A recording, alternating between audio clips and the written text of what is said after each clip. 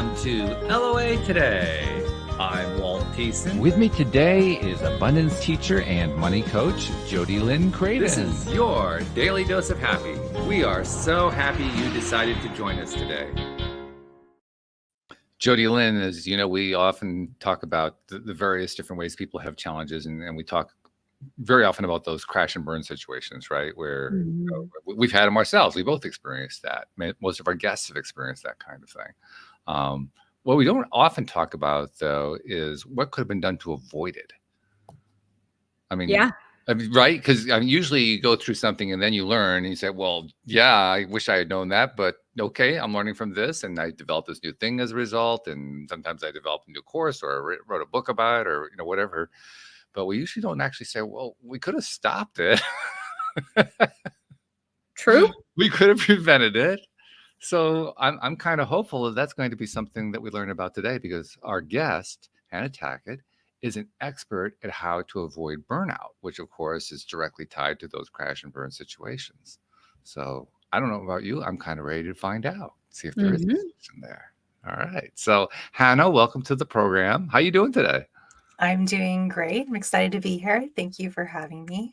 We're glad to have you too. You and your program, your Serene Success, which is a very interesting name, but it's also the title of your podcast. Yes, it is. That's pretty cool. How long have you been doing that? So the podcast is pretty new. So that'll be launching later this month. We're recording in July. So very fresh and new. Yes. Yeah. Congratulations. That's always an exciting decision to make. I know from personal experience. I know Jody Lynn knows also because she has her own. So yeah. Nice. Yeah. Are you excited?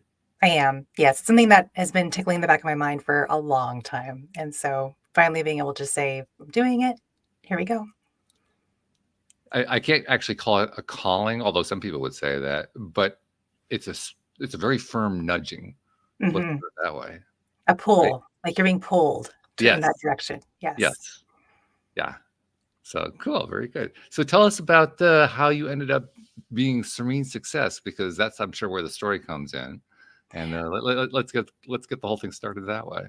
Absolutely. So my journey that has led me to where I am today in helping other women prevent and end burnout started, of course, with my own burnout. I spent 16 plus years in tech. And at one point I was so fried that I couldn't get out of bed.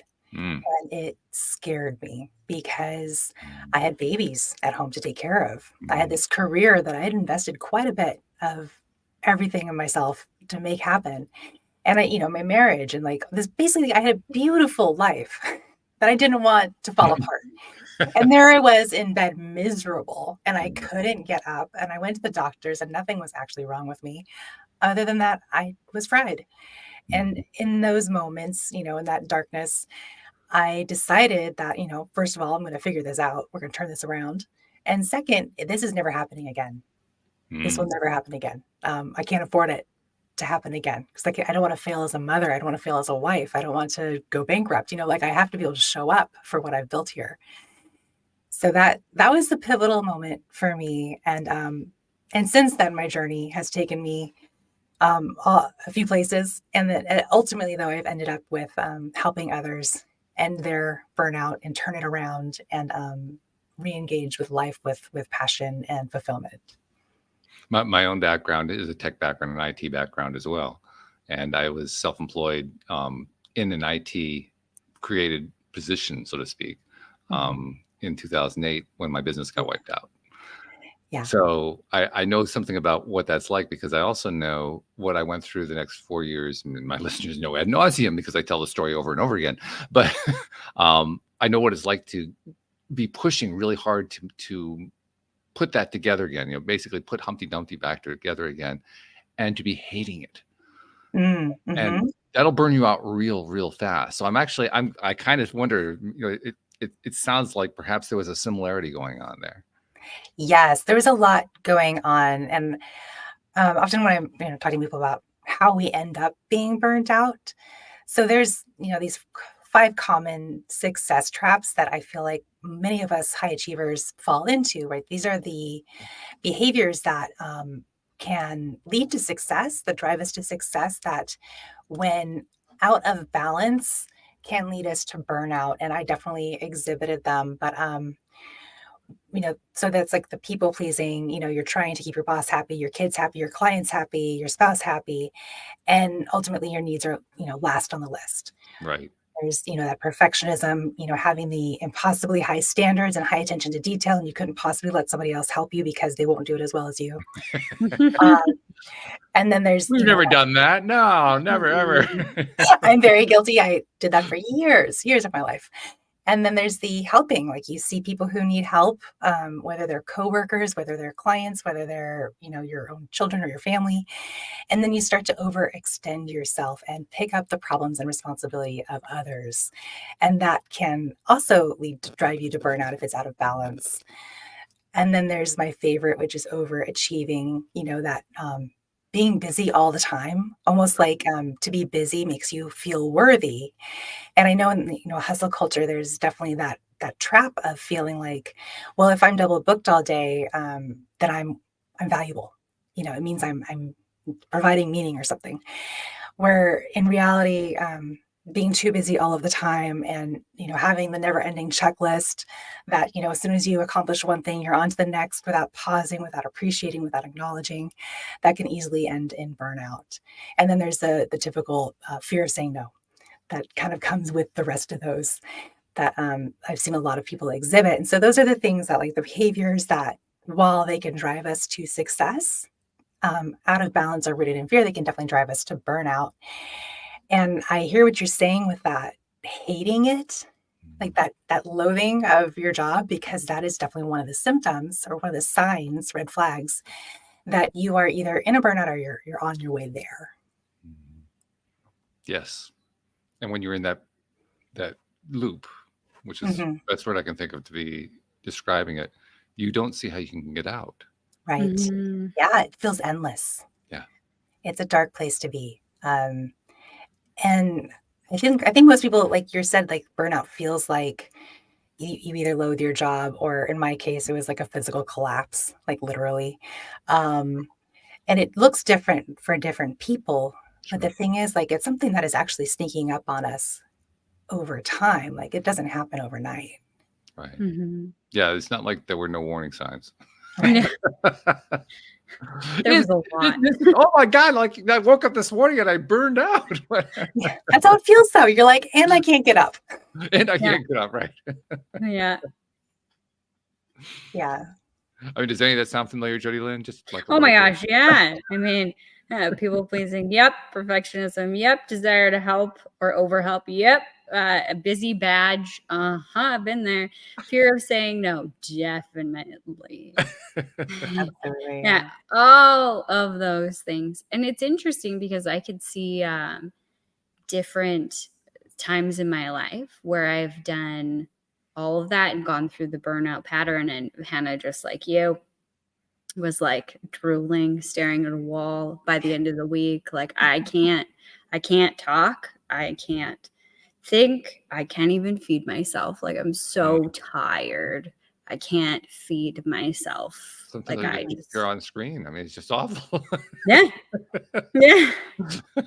Yeah. And it's interesting because you can see these things coming, but it really does feel like, how do you stop? Because now it's really ingrained that I say yes to people and I help, and who am I without these things? So Hannah, what do you suggest if you are somebody listening right now, recognizing, I am those things, all of them or combinations of them, and I am burning out.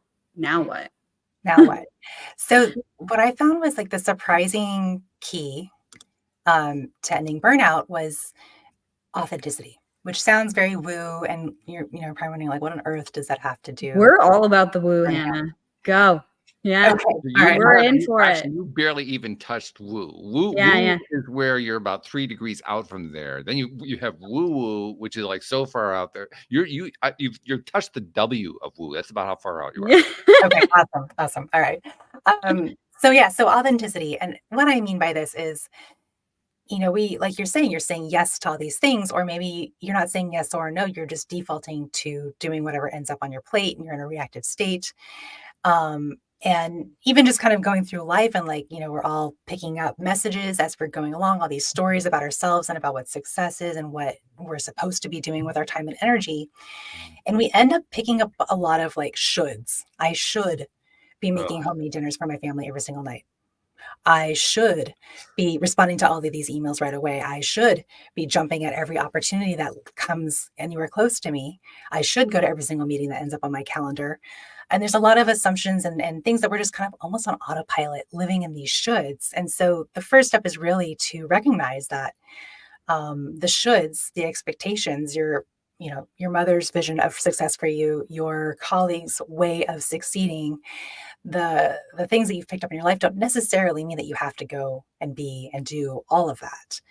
And the key is really just like letting go of the shoulds, ditching the shoulds, and really tuning in with your own values and understanding what is important to you right now in this phase of life. Because if you're still marching to what was important to you 5 years ago, you might be feeling resentful. You might be off track because your values may have changed. And so getting into alignment with your own values, like understanding what your yes is, what do you want to say yes to in your life is so, so critical. Because once you know what yes means to you, like what do you want in your life? Where are you going? What is your vision? What matters to you today? Once you have a yes, then it becomes so much easier to say no, because everything you say yes to is an automatic no. And if you're saying yes to everything without being strategic, you probably aren't going where you want to go. And so that's why it's like identifying your yes, identifying your values is so critical, because it gives you that thing to stand on, something to stand on when you are saying no to the noise, to the distractions, to the shoulds, to the expectations of the world. And that just making that shift is pretty pivotal. Well, also, doesn't it kind of beg the question, because you have to actually know what your values are. You actually have to know what's important to you. You have to know what you really want. I'm always amazed how many times people can't answer that question. It is so common. That's like when I work with people, that's like the first quarter of what we do together is figure out what they want. Because it's so true, especially if you are a people pleaser, if you are someone who says yes to everything. I know I for sure lost my sense of self. I mean, if you asked me what I wanted to eat for dinner, I was like, I don't know. What do you want to watch on Netflix? I don't know. Where do you want to go in your career? I don't know. I'm just filling the gaps. I see all these problems and these gaps, and I'm just the putty that's keeping things from exploding. The dam's going to explode. I don't have time to think about what I want. I don't have time to think about what I want. I'm in reactive emergency mode right now. Yeah. So you're right. And just like a simple, like instead of spending, an hour doing a deep dive coaching session, like a simple way to kind of get closer to what you want, or identifying what it is that you do want or don't want, is to pay attention to your energy levels. Mm-hmm. So like literally how you feel in your body when you're doing something. Mm-hmm. And a simple, very tactical exercise that, our listeners can do is like you look at your calendar for the week, and, you can color code like red and green, right? So what is filling your cup? What gives you energy? What activities, people, places, things lift you up, fill you with energy, and which ones drain you?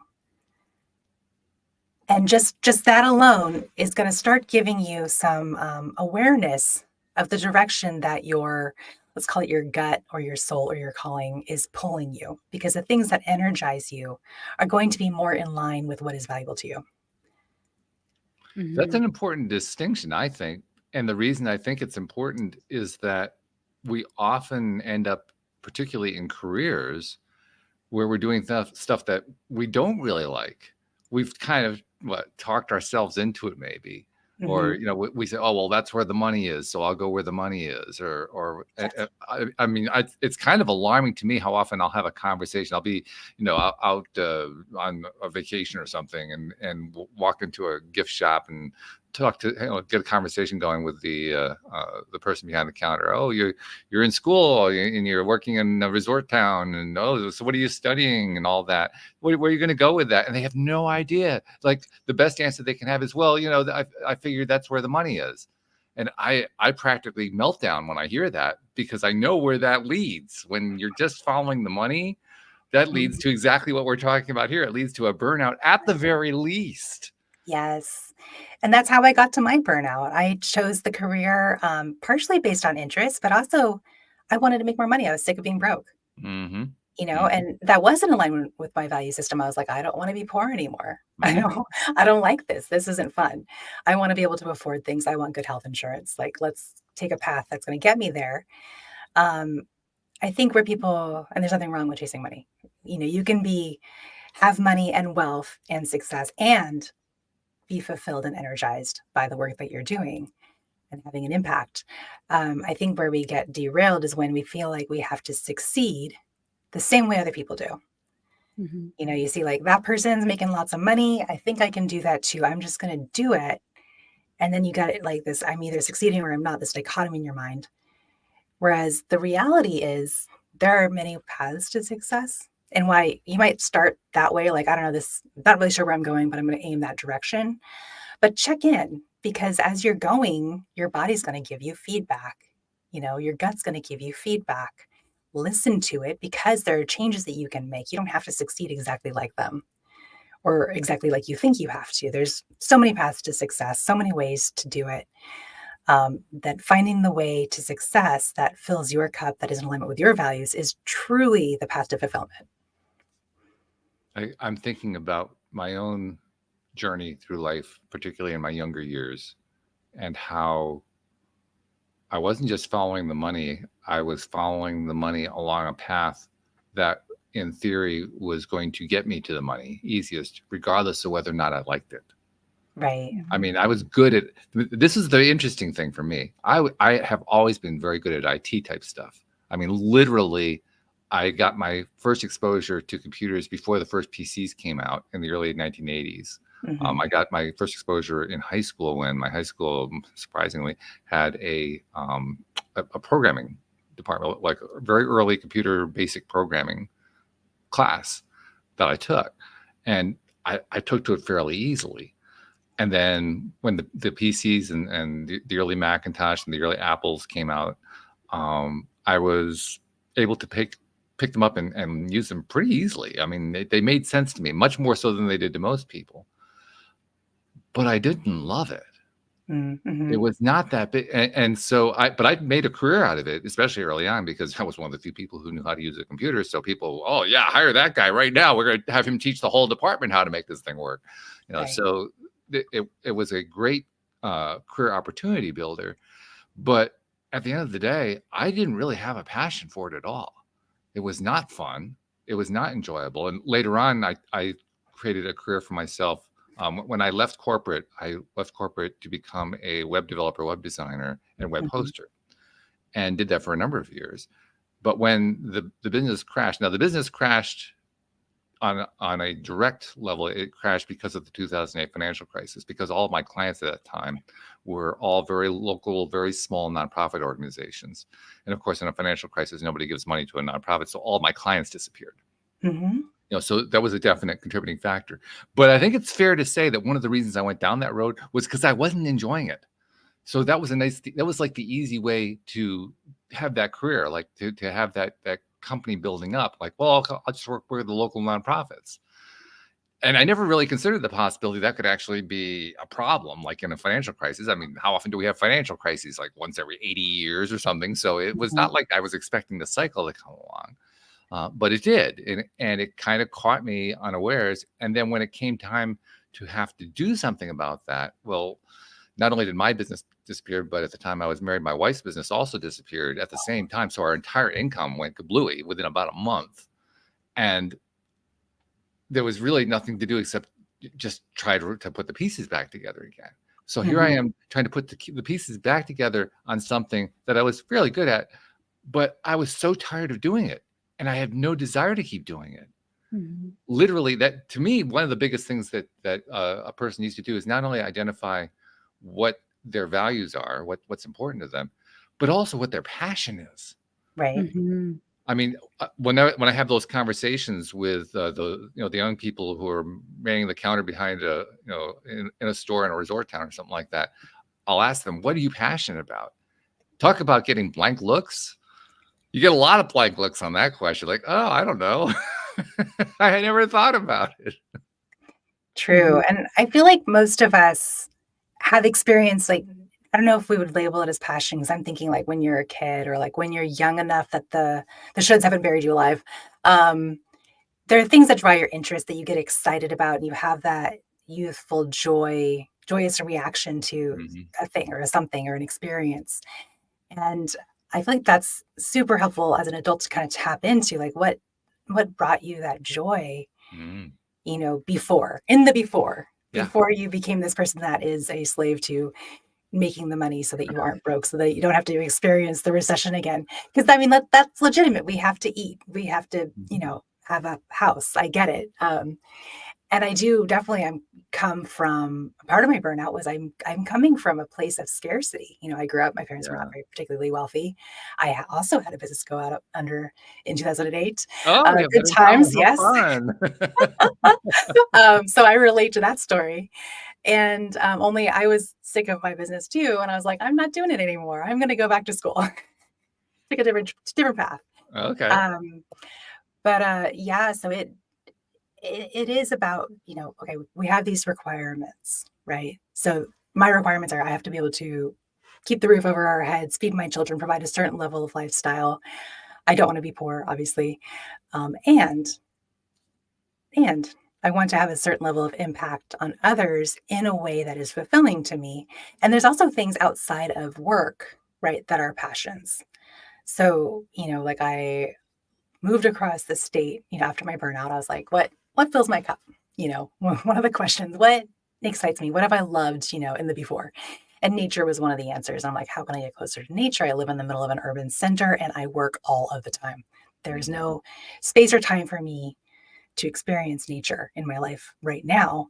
Um, so what I ended up doing was asking my job, I want to move, can I work remote full time and live in the forest? And they said yes, surprisingly.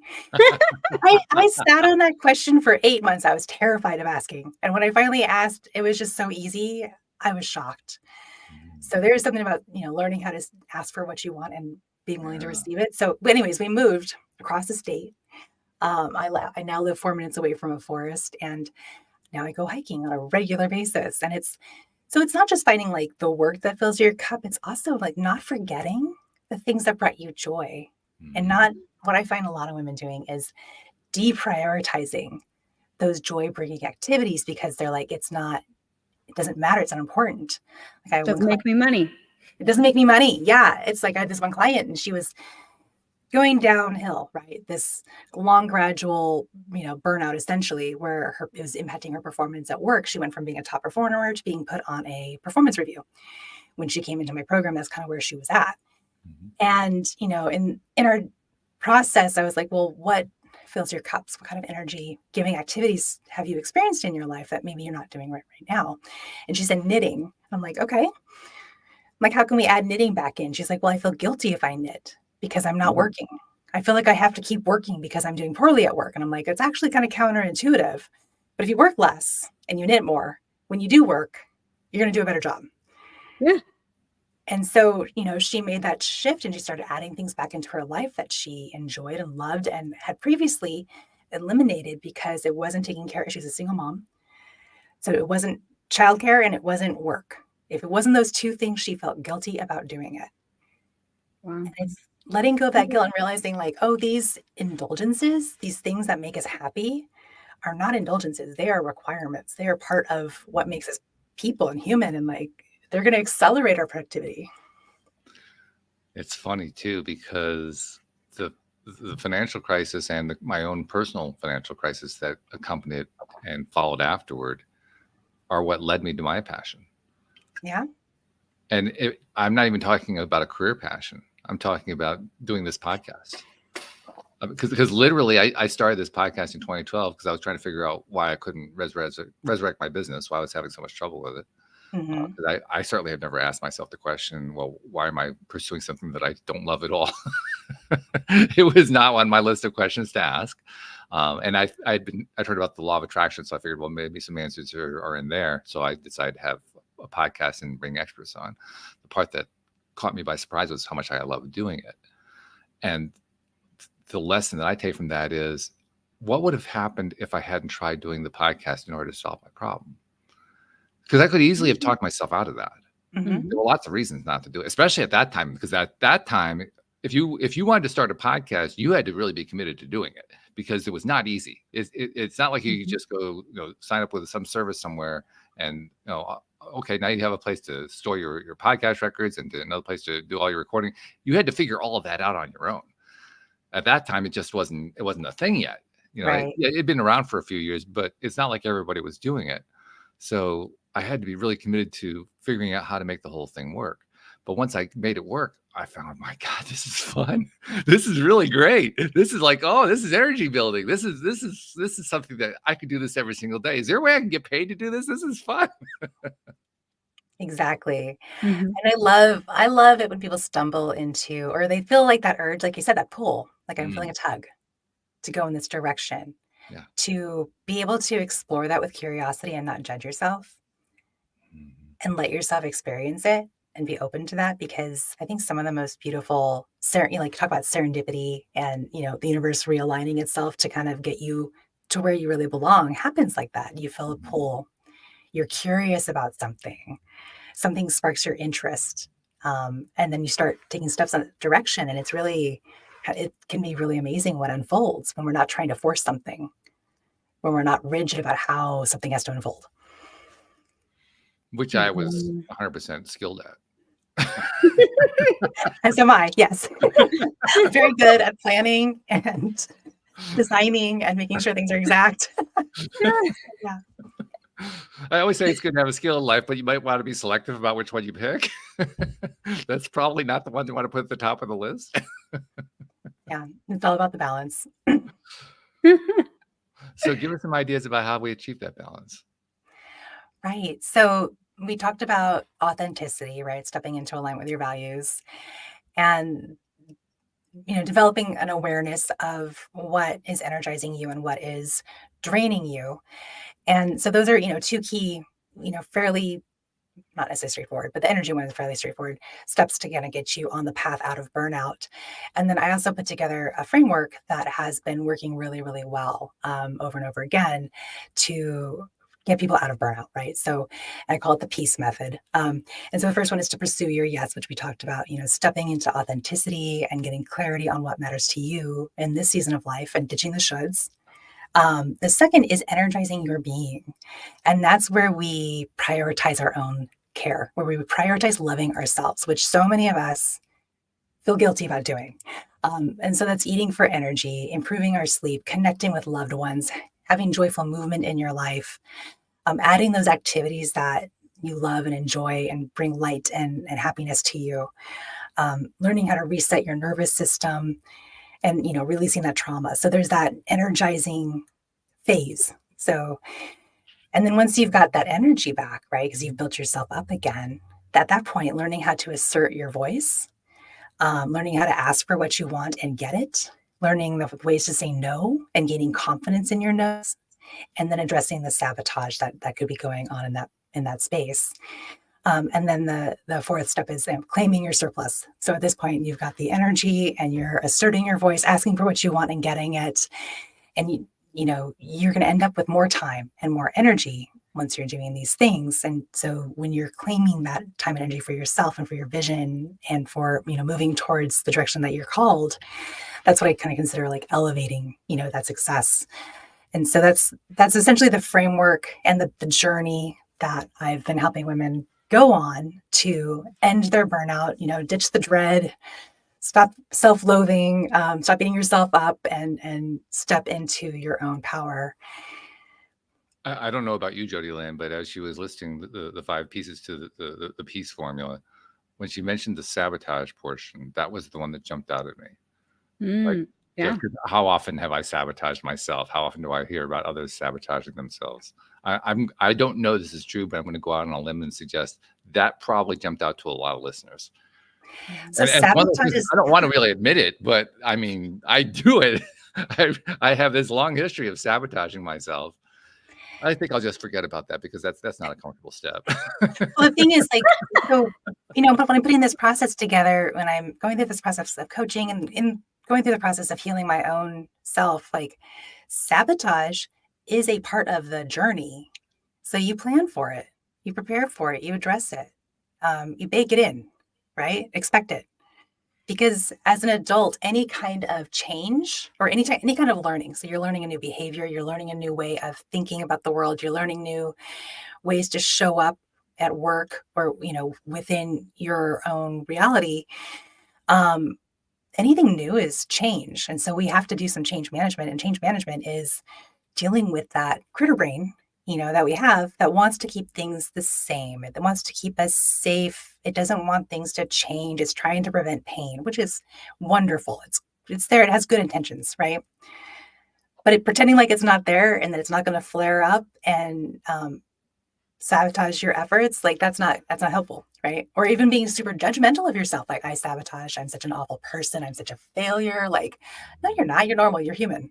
We all do it. It's part of the process. It's just, does your system that you're following, is the process that you're working through, account for that and bake it in? Like we should all expect it to happen. You just also demonstrated to me that you do have the IT background, because you use the phrase change management, which is a buzzword within the IT industry. For somebody who isn't in IT, you may not know that, but that's like a major deal that happens to everybody who is in IT. It's just part of it. Yeah, that's fun stuff. But it's an important part because, I mean, in the IT industry, change management is about making sure that when some sort of a new technological change is being put in place, everybody's ready for it and it's going to go smoothly. Really, the same principle applies in life, though. I think that's why you brought that phrase in, because you do have to manage the change. It's a skip. Yeah, it's a skip, right? It's a step that we very easily skip if we don't have a habit of doing that, of incorporating it into what we're doing. Exactly. I feel like so many of us, it's like we get an idea, like I know this is going to be good for me. I'm going to start this new habit tomorrow. And then it falls apart and we're like, I don't know why. And usually it's like we didn't, there's a couple of things going on there. One is maybe we didn't create the environment for success.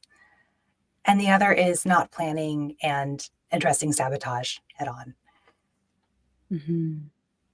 Just hoping that you wouldn't be sabotaged. Or thinking like because it's the right thing to do that it's just going to work. Yeah.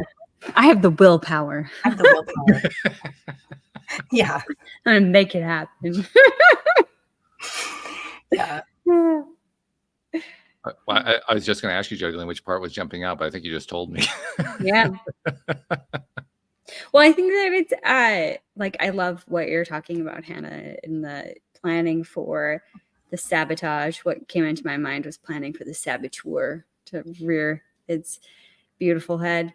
But we don't. We just think like, oh yeah, I'll make this change and it'll be, it might be difficult at first, but I can like muscle my way through it. And I loved how you were talking about it's okay. Like that's a part of being human. That's a part of your system. Because I think that's a big misconception in our society is like, oh, I can just have the willpower, or, I have no willpower, so I'm not disciplined and I'm not this and I'm not that. Well, no, if you've been doing things a certain way, your body, your systems, your brain, it's all working together, and that's what it knows, and that's what it's familiar with, and that's what's safe. It's become safe. You do everything for a reason. It might not make sense so much logically, but you do it for a reason. So of course you're going to run up with resistance.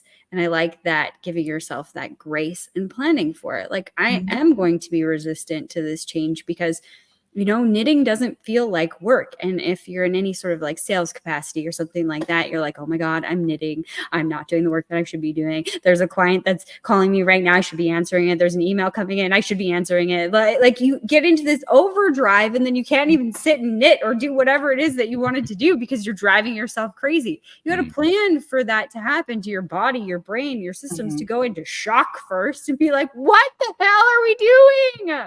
Why? Yes. Yeah, it's okay. It's like jumping into a pool that's cold, It'll be sting a little at first and then it'll be fine. Right. And I love how you mentioned like that path. And I've heard analogies where, our behaviors and our our routines are essentially like following a path through the forest. Like there's a well-worn path. We've followed it every single day for the past 6 years, and now we want to go and make a new path. Yeah. Do we have our machete ready? Do we have the right gear on? Are we covered? Or do you have a compass? Where are we going? Yeah. Are we ready to get out there and make a new path? And so there's resistance to making a new path, and there's effort involved, and expecting that like is part of the journey.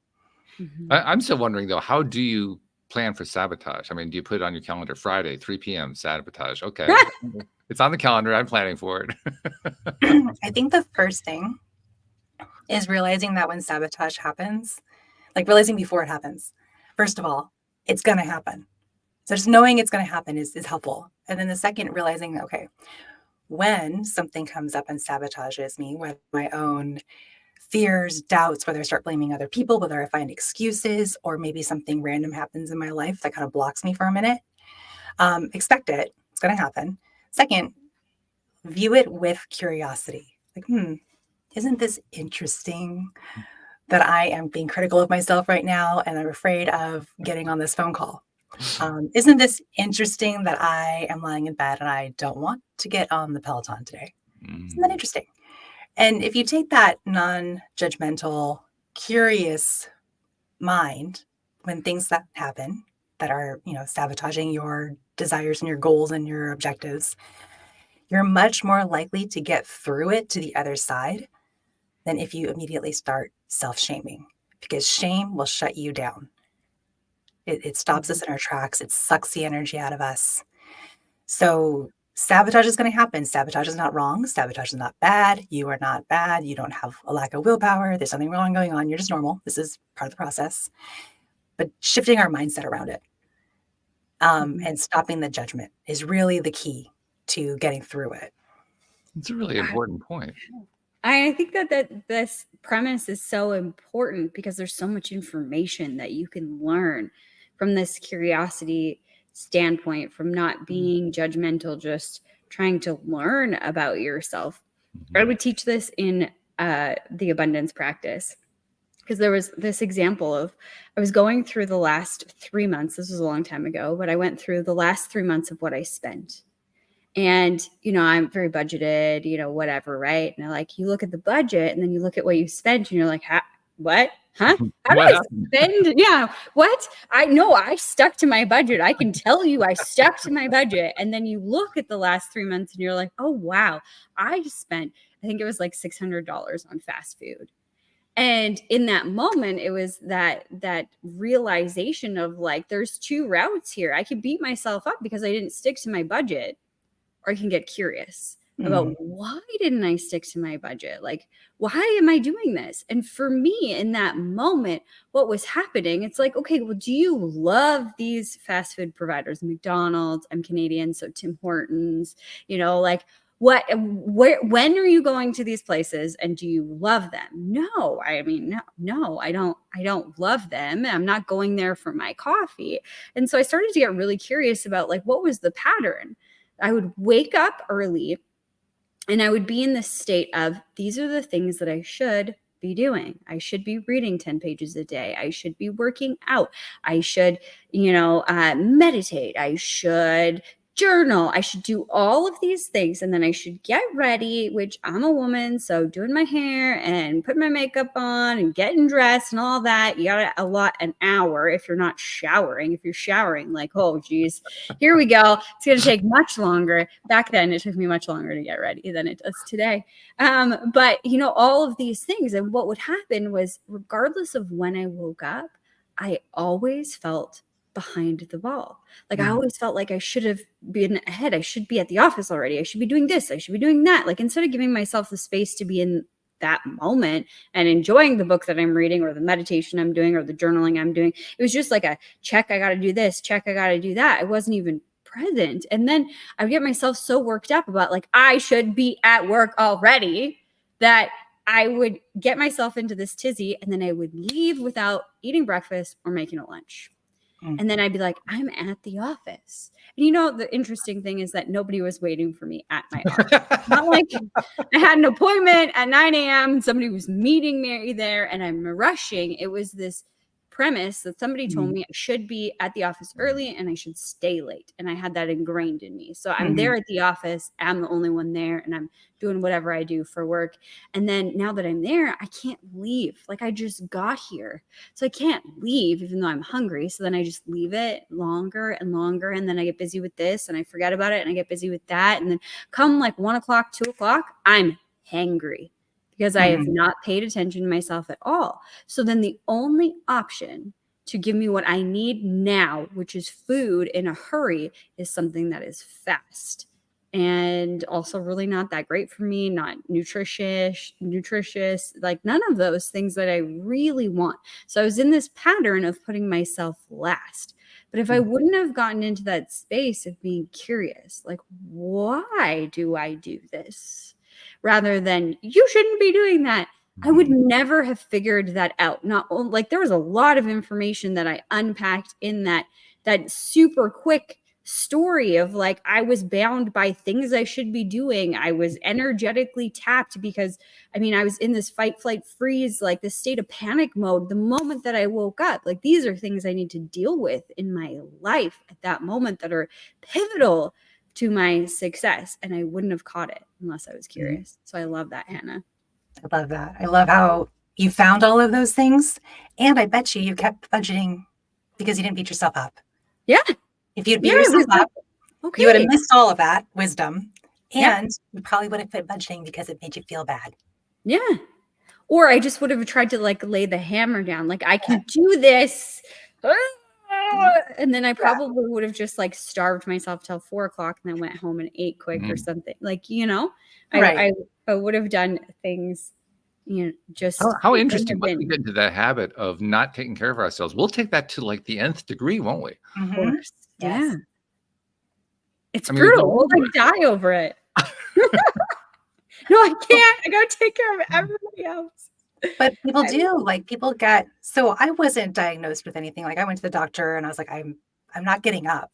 I'm not functional. They're, doing all the tests. There's nothing actually wrong with me, but I've worked with women who ended up in the ER, women who've manifested, serious illnesses in their lives as a result of buildup of stress over time because they felt like they had to, people please, be perfectionist, overachieve, be busy all of the time, to prove that they're worthy.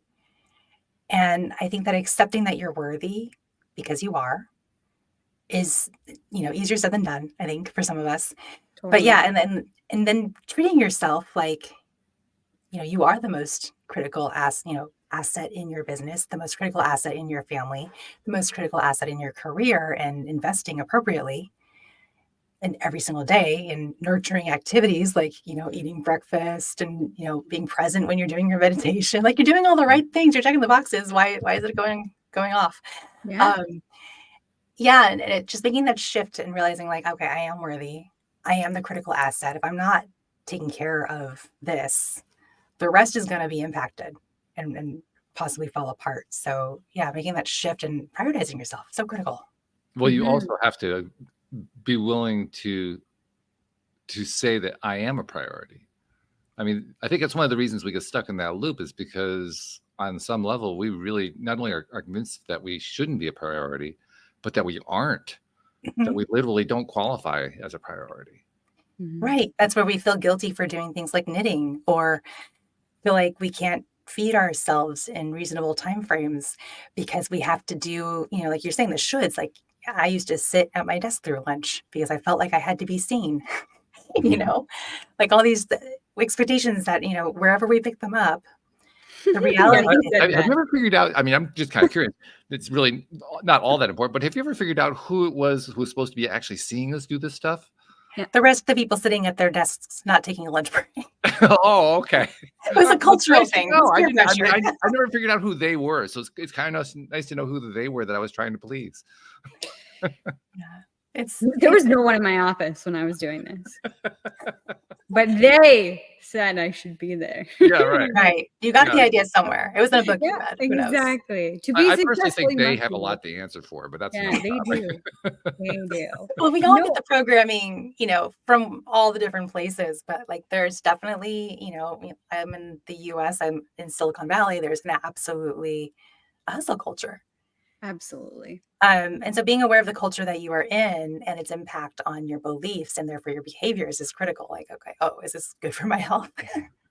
Yeah. How can I accommodate for this, and correct for it? Mhm. One thing that I think about with like setting boundaries and saying no is the judgment and justification. And it's interesting because you can practice saying no and leaning into the things that you want. And yet sometimes it's still hard to say no. I found myself struggling this last weekend. I literally felt like I was being bamboozled by my brother. Mm. He was like, "Hey, so I know you're a planner." This was actually Monday. "I know you're a planner, so I just want to give you the plan and make sure it's okay with you. So I'm thinking that this is what we're going to do.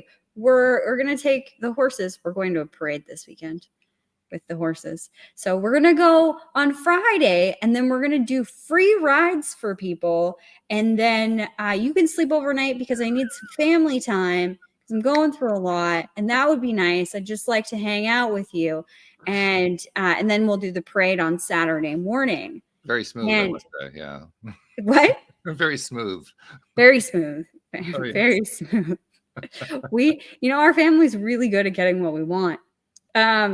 My brother included. I used to think it was just him, but I realized I have this talent too. I can't even say it's just him. It's both of us. And I'm like, I'm looking at the schedule and like the rodeo doesn't actually start until Saturday. So there's no rides to be given on Friday. I have no place to sleep, nor do I have a desire, like when we're having an awful heat wave, to sleep in a tin can that doesn't have air conditioning. Like none of this is sounding good at all. I also don't want to give up my entire weekend doing free rides for what? Like what am I doing this for? Like I didn't even really want to go into the parade. I'm already anxious about the parade because we've got like 2 baby horses and I have no idea how this is going to go. Like they're only 2 months old and they've never seen that many people or cars or anything. Like I am already having nightmares about this entire situation. And then I was like really struggling with saying no. Like, I don't want to do this. There's nothing in me that says I want to give free rides on the hottest week of the summer so far for free to people that I used to go to high school with that I haven't seen in a really long time, which I really don't. I'm not even going to the rodeo because I don't want to. Like there's nothing about this that I want to do. But it's interesting because I had to call, like I sat on it for a really long time. Like all day, I didn't answer my brother. And he's like, "Hello, are you listening?" And like, come back to me. And I'm like, I don't really know how to do this. Like I had to call my husband and be like, "Hey, can I say no to this?" And then I had to call my dad and say, "I think Cody's trying to bamboozle me." And my dad's like, "I don't know what that means, but I'm sure you're right." And I'm like, "I don't really want to do this." And both my husband and my dad are like, "Then just say no. Like you didn't sign up for it." And I'm like, "Okay, I can do this." No, I don't want to. Yes. But you did the most important thing. You paused. Yes, I had to. Yes. But I felt like I really needed to like justify, and I really ruminated on it because I like me and my dad, backstory on this, me and my dad, we do like sleigh rides and wagon rides around Christmas time for like schools. And like we have Candy Cane Lane where it's all these houses that are lit up and like we get paid to do these kinds of things. And it's fun. It's one of the highlights of my life because I get to meet all of these really cool people and I'm with horses and I love doing that. And I love spending time with my dad. He's just got so much wisdom. So we end up having like these really in-depth talks for hours as we're going there and as we're coming home. And it's just this beautiful quality time and all of these things. So I'm like really like needling this, like it's like we're still giving rides. I'm not getting paid. So that's kind of a downfall. And like, do I really want to do this? Like, I don't really want to do this, but why don't I want to do this? Because it's the false premise of spending time together. Like we're working. We're not going to be spending quality time together. Like you're just trying to bait and switch me, dude. I see you. I know that you just don't want to do it yourself, or you're just going to get me in there and I'm going to do it. And then you're going to go and do something else with somebody else. And like, that's just kind of how my brother works sometimes. So, but it was still really hard for me to say no. So I think that that's an important distinction, because even when you practice it and you start to put yourself first, which I feel like I have, sometimes it's still a struggle, right? Yes. Saying no is something that was so hard for me. And I think part of the process of saying no is what you did, which is reach out to someone and like sanity check, Yeah. Am I the jerk in this situation, or is it okay to have this boundary? And I think that's where it's so powerful to work with coaches or therapists, or, have a dad or a best friend who has your best interest in mind. They don't have an agenda, to bounce these things off of, especially as we're growing in this way, because saying no is like, it's a skill. It's a skill. Some of us don't learn it as young adults or as children, and we have to learn it as adults, and it takes practice. And every new situation is a new way of practicing it. And sometimes we're a little caught off guard because there's maybe a guilt or something that tugs on our heartstrings a little bit, or something that comes up in a way that we weren't expecting. So I love that example. I'm thinking to myself, as you guys were, especially as Jody Lynn was telling her story, I was thinking to myself, well, probably the best way to learn to say no is to be a boss. And then I instantly said, well, not necessarily. It could also be a great way to bury yourself, because if you're not really in that mode of saying, I can stand up for myself and say, no, I really don't want that to happen, you can end up in a really bad place because you as the boss are saying yes all the time. Yeah. Trying to please everybody. Yeah. Yep. Got to make those clients happy. That's right. Got to answer their phone call at 10 p.m. Right. Never disappoint. Yeah. And so, being able to let other people be dissatisfied with the decision that you make is an area to. That's a hard one. Yes, like letting go of the people pleasing. You don't have to make everyone else happy. You're not responsible for their emotional reaction to your decision. You're responsible for your decision. It's a hard. That one's a hard one, especially if you like. I don't know. I just want people to feel good, so that one's a hard one for me. Like, I don't want to disappoint anybody. I want to make them happy. And I appreciate what you were saying earlier in this conversation of like, you need to fuel you. You need to take care of your biggest asset, which is you. And if you're not around to do these things, then like, if you continue to live this way, you're not going to be around to even say yes or to make them feel better. So you have to at some point draw that line and that boundary. But there's a lot of conversation in your own mind, like going on as you say these things. So I hope that the people that are listening appreciate or see that it's not just like, oh yeah, no, I'm good at it now. Like it's a practice. It's something that, we've been ingrained in saying yes to so many things that we have to practice and work at saying no and being okay with it. Yeah. I think just approaching it like it's a new skill that you're learning. And that, the way I do things is like I get, there's templates, there's ways that you can practice saying no. There's conversation, strategic ways to have a conversation that's, if it's in a work situation, you can say this or that, or this first, then that, or, well, here's how it will work. Would you like me to do, would you like to extend the timeline, or would you like to add more resources? And beginning to be able to have these strategic conversations. Like I was so afraid of doing this. I was afraid I was going to lose my job because I'd seen so many thousands of people laid off. But when I did start speaking up and having these conversations and saying no in strategic ways, I ended up getting promoted. And they gave me a team. They gave me more people to do the work. And was so, that a shock? Yeah, it was. I was like, wait, I can say no. Not only do I not get in trouble, I'm respected. Like, why didn't I do this earlier? My goodness. So saying no can result in really beautiful things in your life. And there are ways to do it. There are ways to say no that are very productive and helpful to even the people you're saying no to. I got to experience that firsthand today. I've been playing chauffeur to my estimator. My estimator had a car crash, so she's currently without a vehicle. So the last couple of days I was driving around while she was doing her estimates and other tasks related to her job. And we went to visit a potential client who was really a lousy client for our business. Just, it was not a good fit at all. And we're sitting there in his kitchen talking with him. And basically, she and I are both in the mindset that says, how quickly can we escape this situation without being rude about it?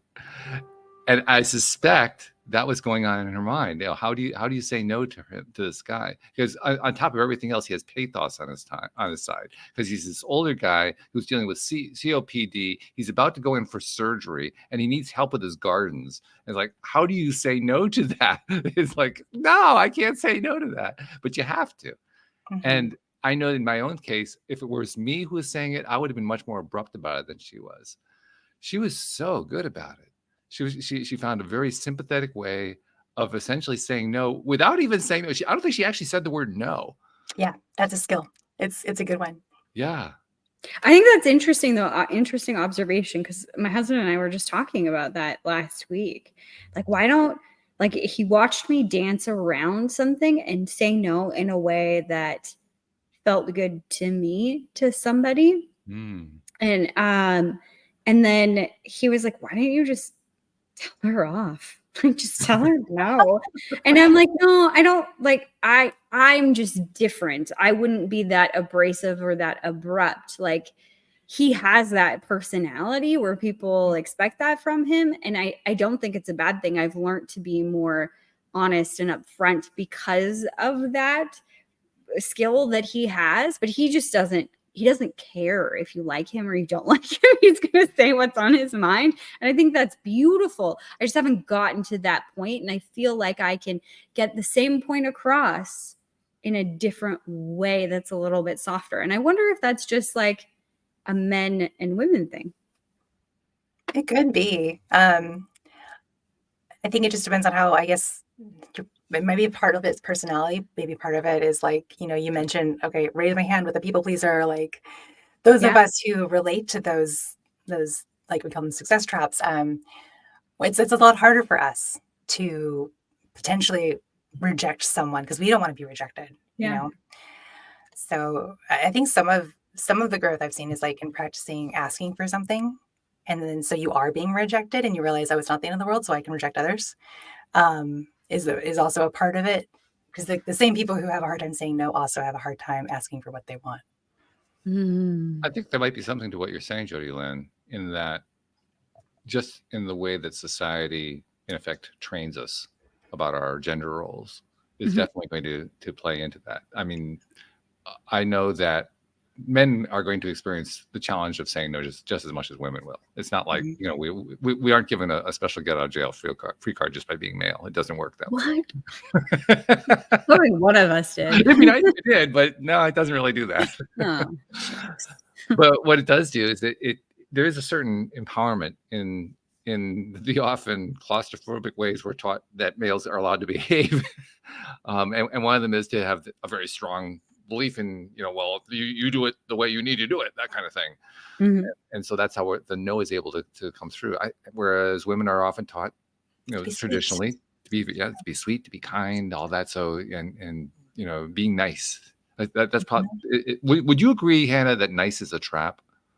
Absolutely. It's actually one of the traps, being a nice girl, being afraid to say no is literally one of the success traps that drives people to burnout, because you are afraid of putting up those boundaries, of saying that no, and then you end up drained. Yeah. And the reason I bring that up is I learned a long time ago the important distinction between nice and kind. Yeah. Because they really are quite different. And I think one of the biggest differences between nice and kind is nice tries to bend yourself to somebody else. Kind just tries to break the news in a way that's kind. Right. One is compassion and the other is contortionism. Yes.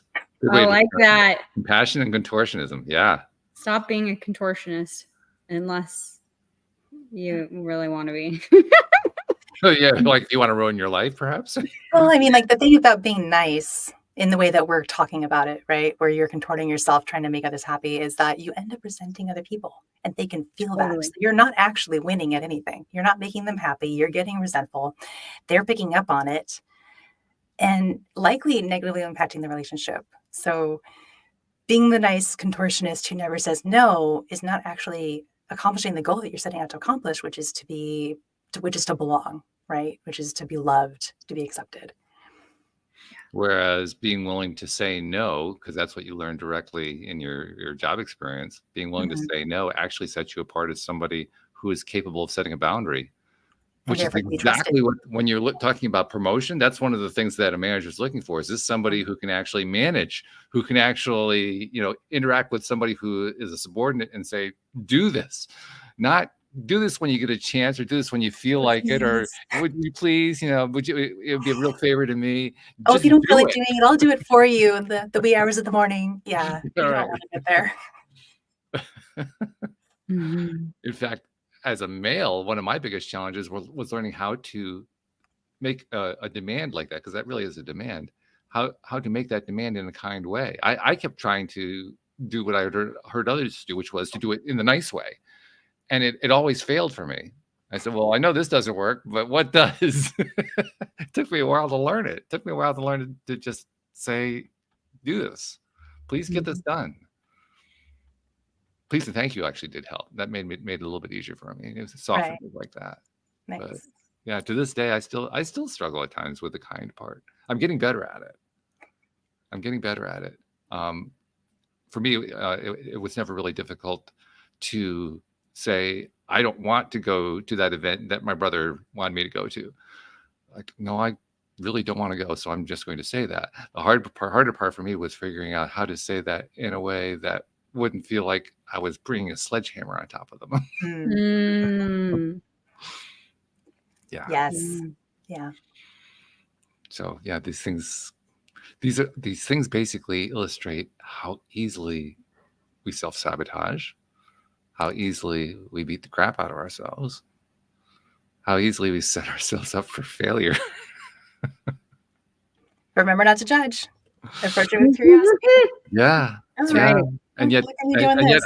I had to admit, I mean, for my own case, I talked about, when my business crashed and I couldn't climb out, I was sabotaging myself every step of the way. Because you didn't want it.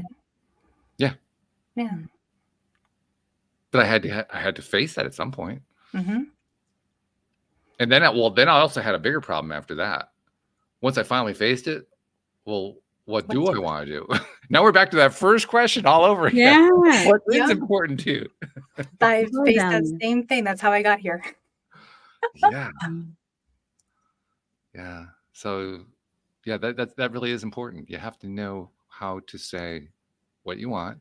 You have Mhm. to know, once you know what you want, you have to have some idea of how you want to get it. And then you actually have to stick to that. Why is that formula so difficult? It's because I think we just get overwhelmed with all the demands, right? There's a lot going on in the world, and there's a lot of people that we're interacting with. And what I've noticed is there's no one holding space for my vision, right? I have a boss who has their vision. I have a husband who has his vision. I've got kids who have their needs. I have all of these people that I'm interacting with who have an idea of what they want. It's not necessarily my vision. Maybe my vision fits in there somewhere. And it's really easy if no one's holding space for you, no one's believing in your vision, and you haven't defined it and shared it with someone, and you don't have that support, to lose track of it and start paying more attention and more prioritization to other people's visions, because that's what's being thrust at you. Right. Yeah. Mm. This has been a really good conversation. Really. Mhm. Oh, by the way, we never really brought this out, but you actually have a way of helping people self-identify whether they're on the road to burnout. Absolutely. Yeah. So I mentioned earlier, burnout feels like, you wake up in the morning and you can't function, but really it's a long path. And there are a lot of signs and symptoms and red flags along the way. And it is so good to be able to call it before you get there. So I've got a quiz. It's called, the End Burnout Quiz. And you can find that at serenesuccess.net/quiz. And there you can, take the quiz, figure out where you are in your burnout journey, if at all, and what to do next in relationship to where you are to be able to turn that around. And I'm going to go out on a limb and say serenesuccess.net is also probably the best way to reach you. Yes, it is. Yes. It's usually a safe bet, but I thought I'd throw that out there. Really good stuff. A couple things we want to do before we finish up for today. First thing I want to do is to thank you for being on the show, and thank you for starting your podcast. I'm really glad that you're doing that. That's one of those things that, because I know from experience, I know Jody Lynn knows it too. It's one of those things where there's two hard things to do. The first one is to actually make the decision to do it, and then the second one is to actually do it for like the first few episodes. Lots of podcasts get started that don't actually keep going. So congratulations on making that decision to do that.